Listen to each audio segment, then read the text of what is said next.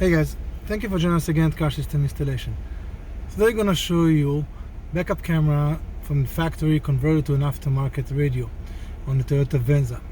So the factory camera shows on the top screen in here, and when I put it in reverse you can see the picture is very low quality. You can barely notice, you can barely see the picture. But when you have it on the aftermarket radio, very clean, very clear, you can see everything there.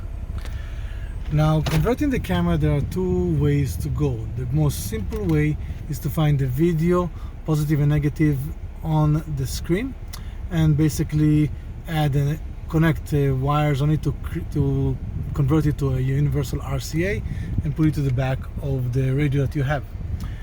In that case, you're going to have pictures showing in both screens at the same time. The other method, if you don't want to have the picture shown on the top screen, what you will have to do is gonna have to cut the reverse wire command from this system and find the video wires to convert them to an universal RCA. But you're also gonna have to find the positive wire for the camera, which in this case is about 6.5 volt. It's not a full 12 volt.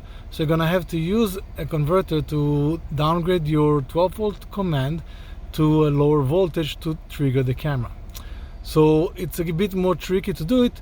There is definitely simple ways to do it, but if you're not a technician and you don't want to fool around with that too much, just find the videos. There's no problem with the camera still showing there. You just ignore it and look at that in the new radio.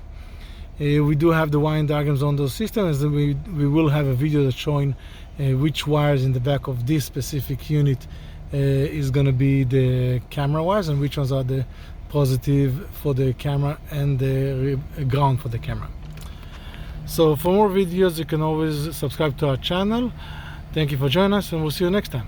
Have a great day.